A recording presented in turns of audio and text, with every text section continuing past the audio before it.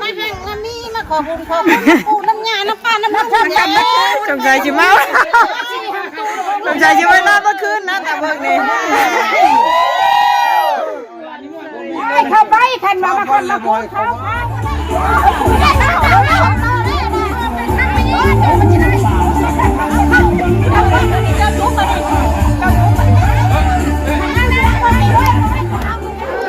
พากันหายห้องอยู่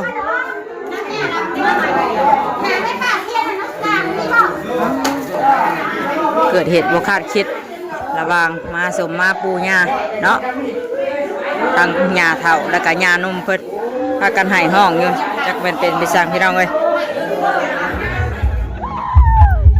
มาบัดนี้พี่น้องเอ้ยเตรียมตัวไปขึ้นเฮือนญาบัดนี้เนาะเสื้อมอนพุ่นกำลังบ้านเดียวกันนี่แหละพี่น้องเอ้ยใกล้เพื่อนของแม่น้องเตอร์พุ่นแหละเพื่อนญาเพิ่นเนาะกราบทักทายสบายดีอีกรอบนึงเด้อพี่น้องเด้อพุ่นพากันแบกเสื้อไปเลยเอาไปทางไหนฉันไปลูกไอ้ตาเอารถมาเลยก่อนคาดมาอีกถือลูกถือหมอนมาเพื่อนด้วยโอ้เสื้อใหญ่แท้นี่ไอ้ตาได้เมียผู้แรกไก่เตอร์แม่จะได้นอนเสื้อใหญ่เห็นปะบ่หมอนเอาไปให้เพื่อนเลยเอารถมาเลยได้นี่ไป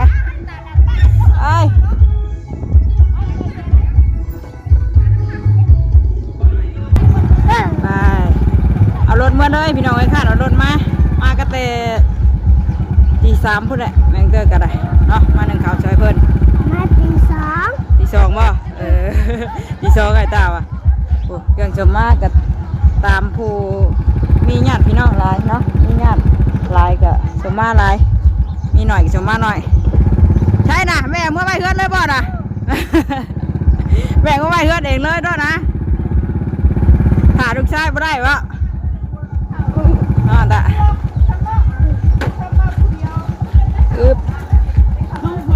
ดูน้องในสินแม่นะ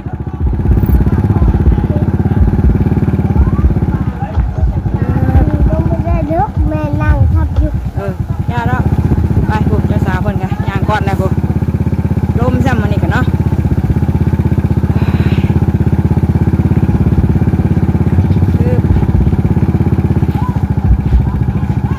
ก่อนมันเริ่มหมอนเพื่อนไอ้ตาไอ้ตาถือหมอนเอามาพบกับเพ่มาข้างในได้พี่น้องเอ้ยเพื่อน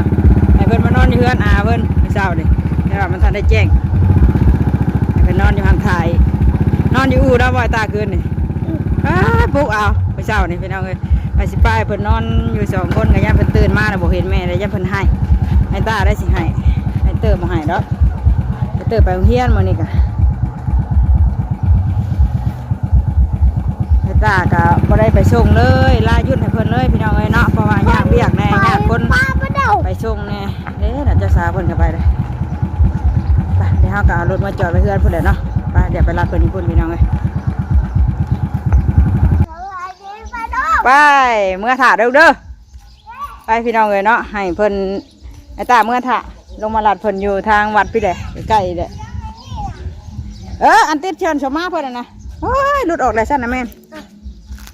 เหี้ยบ่เห็นได้นี่ไปเมื่อถ่าเด้อ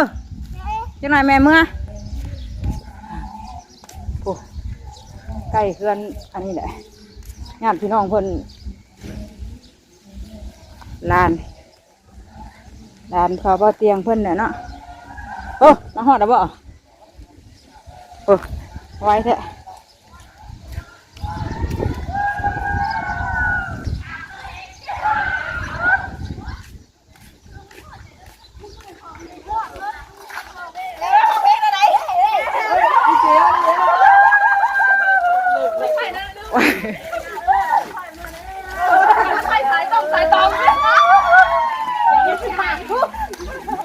ไปหอดก่อนดิไปใกล้ๆก่อนเสียหรอใกล้ชอดก่อนปากก็จอดเ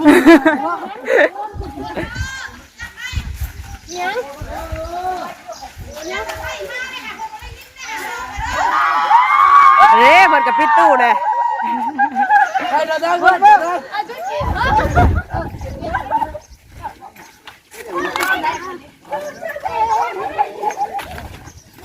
โอ้จะมาตู้ตาย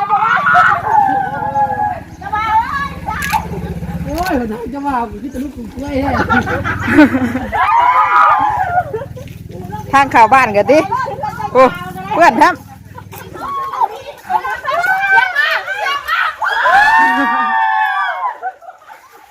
มันจิบมีเสียงแล้ว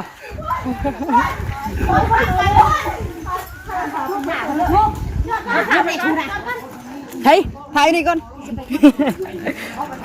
ลืมหลังดิบางทีเราสมมารัดได้นี่โอ้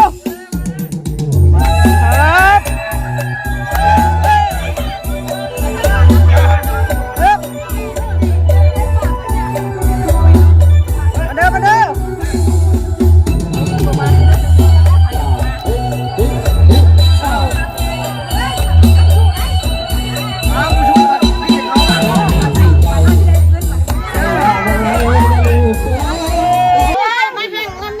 ขอบคุณปูน้ำยาน้ำปลาน้ำมันจงใจจิ๋มเอาจงใจจิ๋มไว้นอนเมื่อคืนนะแต่เมื่อนี้เข้าไปขันมาคนมาพูดเข้าพี่ตามันเป็นบ่พี่ตามันเป็นปุ่นอยู่จ้างได้ไหมมาขับมาพูดแทนแล้วจ้างว่าจ้ะ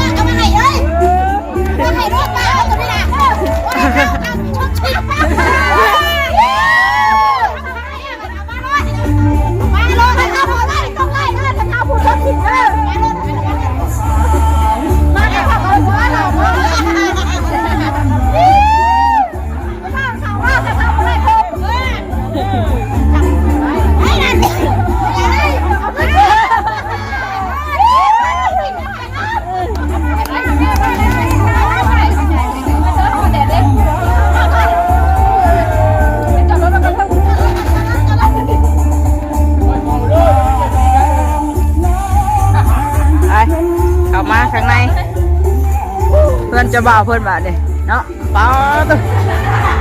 ตึงอยู่พี่น้องเอ้ยไปไปเข้า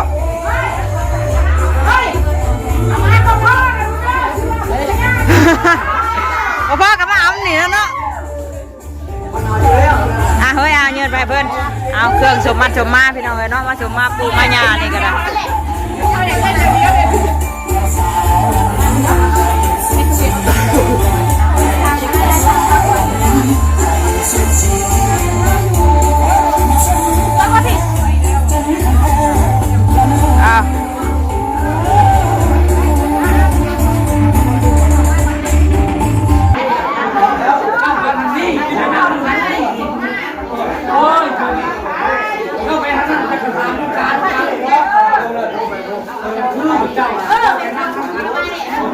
เราเตรียมเครื่องสมมัดสมมาปูญาเพิ่นอยู่เนาะ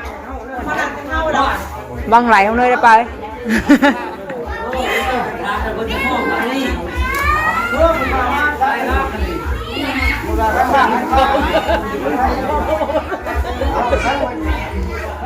ลายกับขายก่อนไม่ดอกก่อนนี่ราคาไม่ดอก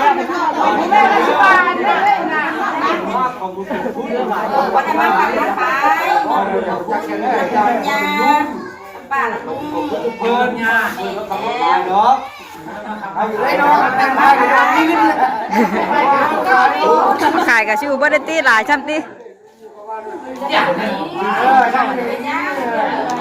นั่งทนสติ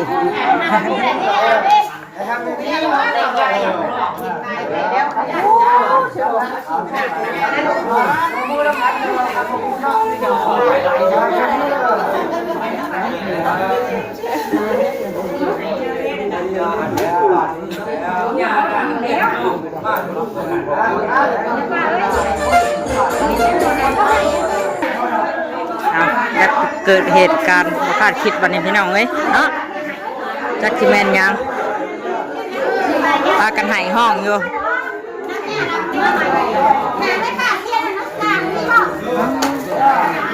เกิดเหตุบ่คาดคิดระหว่างมาสมมาปูย่าเนาะทางย่าเฒ่าแล้วก็ย่านุ่มเพิ่นพากันให้ห้องอยู่จักเป็นไปสร้างพี่น้องเอ้ย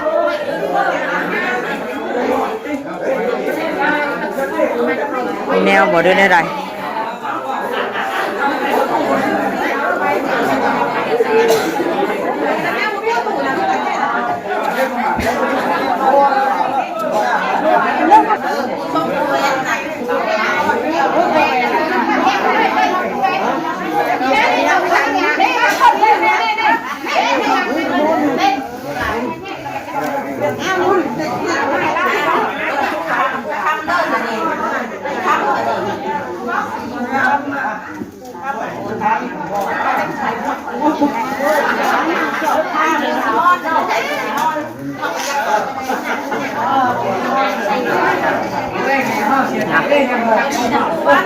ยังแยกเครื่องสมมากันอยู่ปูญาญาติพี่น้องเนาะญาติลายก็เสียมอนเลยพี่น้องเอ้ยแน่อยู่มืดเนาะอยู่ในเฮือนแบบมืดเลย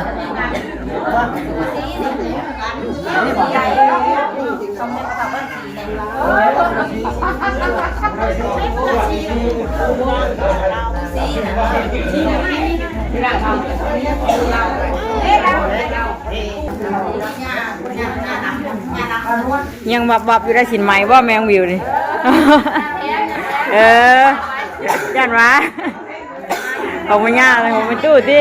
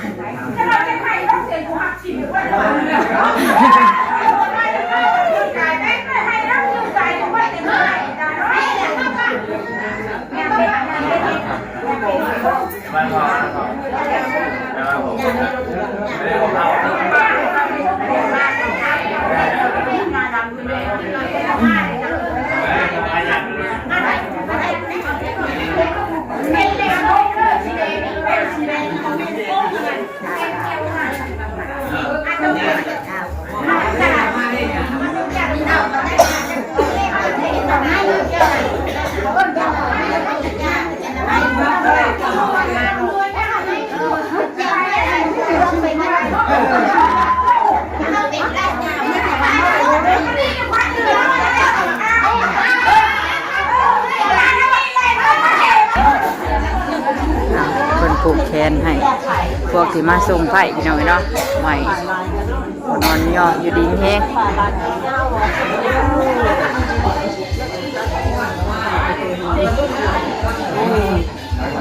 เดี๋ยวใส่ก่อนไอ้ชอแขนจักนี่ ไอ้ชอแขนจักเถอะมาเมื่อวานนั่น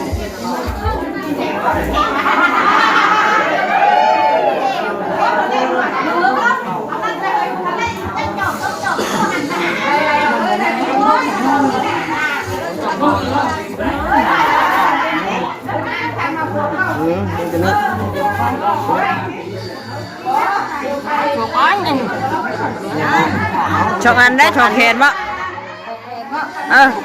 อาชิผูกห้ามพี่ได้ช่องอันเลยตูนเนี่ยประจักษ์หรอก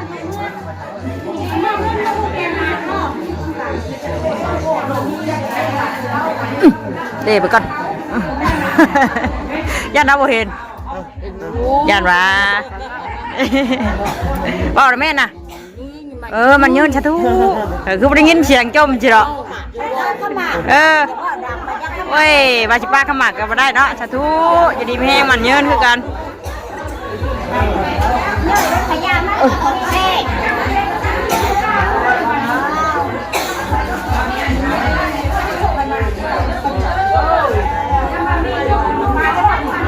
อันนี้มานั่งกันแล้ว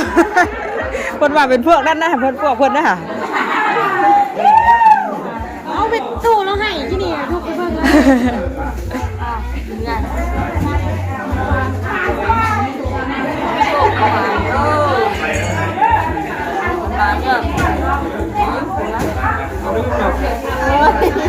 มาลืมดอกจะกี่ไรได้ง่ายได้ปะเดือนสี่จังแนวได้เดือนสี่เด้อเดือนสี่เดือนหกนะข้าวมุงกินหนาพี่คือเลยยังหึงยักดิยังหึงยี่ดอกเท่านะในกูใบขโมยแล้วอ่ะกูทายออกมาแล้วยังก็เท้าอยู่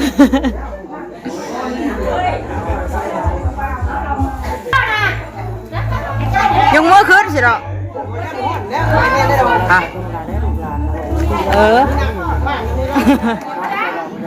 ได้เด้อได้เลยป่ะคู่กันเลยแล้วเดี๋ยวว่ากูเนาะเอาถึงมาเรียบร้อยพี่น้องไว้บัดนี้คือว่า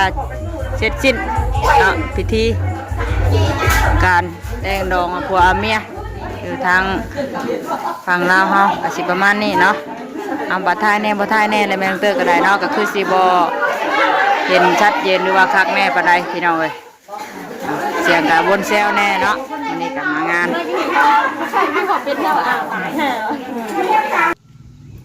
ตัดภาพมามันนี่เรียบร้อยพี่น้องเอ้ย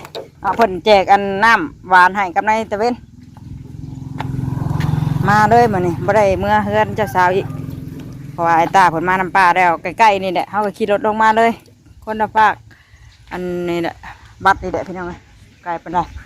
ไอ้ตามาดินน้ำป่าเลยพอดีไอ้เตอร์เลิกเฮียนพอดีเนาะตอนนี้ก็เป็นเวลาจักโมงบ่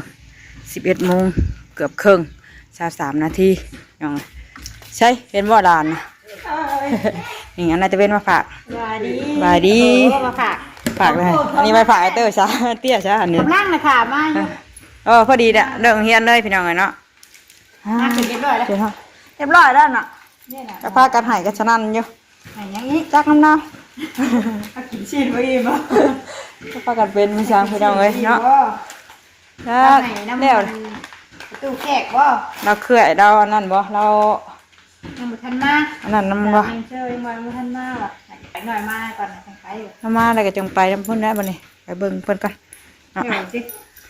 แล้วอันปลูกแขนยังเรียบร้อยแล้วขึ้นเฮือนปูเฮือนยาแล้วเรียบร้อยแล้วก็ยังหายหอมอยู่บ่คนยังพากันย่อข้าวย่อน้ำแต่ว่าข่อยบ่ได้กินมาก่อนใช่ยังบ่ลงเฮียนอยู่ได้เห็นละมาแล้วกินใช่ตาเลยจ้ะบอกให้มึงอยู่ป้าถ่าเด้อว่าจะให้ยังมากก็เตะกินพวกผามยังป้าว่ามันยังไงไปนอนคนบ่ไปนอนคนพุ่นน่ะเอาไปตอนเช้าเด้แต่เช้านี่แต่เด็กเด้ไปหาหนึ่งข้าวแล้วมึงก็เอาผ้าไปตุ้มผู้ป่าผู้แพร่เนาะนอนครึ่งหนึ่งที่ตานอนเทือนเอาครึ่งหนึ่งไปนอนพุ่นครึ่งหนึ่งวะเอาไปเดอันคอยตื่นมากับตีชองเพื่อยังพุ่นกับตีชามเพื่อได้ไปฮอดพุ่นกับพาเพิ่นไปพี่น้องเลยกี่ว่าสิป้าให้นอนยันว่าตื่นมาแล้วบ่เห็นแม่ยันให้ว่ะตะกี้ว่าให้นอนไอเตอร์น่ะว่านอนอยู่พุ่นอยากดิ้นอยู่พุ่นน่ะในแม่ว่านอนอยู่พี่เด้อฉันแม่สิมื้อนอนกับน้องกับบ่นอนมานะแม่อันเด้พอดีมาเลยเรื่องเฮียนนะพี่น้องเอ้ยไอเตอร์ซิมมาเลยไม่คุยเพื่อนแล้วถามมันมากก่อนไปสั้นเดี๋ยวแม่เตอร์ก็จบคลิปก่อนคลิปนี้ก็ได้หาข้าวหาน้ำมาดูกินก่อนไอเตอร์เรื่องเฮียนพอดีเลยนี่จะมางานดองจบเป็นทีเรียบร้อยเนาะเรื่องเฮียนอะไรที่ลูกสบายดีไปลาพี่ลาน้องไปเพียงซ้ำนี้ก่อนก็กระดิ่งคลิปหนาเด้อไปดูเลยสบายดีลมอยู่ห่างคือห่อนแทบบ่มันห่อนฮะไปงานมันอันนี้ว่าคนหลายอื่นนั้นปานกันลูกไอเตอร์พับไม่ได้ขวดเดียวแหละเพิ่นแบ่งให้กินนี่ปานกันมากินน้ำมาลูกมาอยากกินน้ำเลยฮะแต่ตัวเมื่อยเถอะ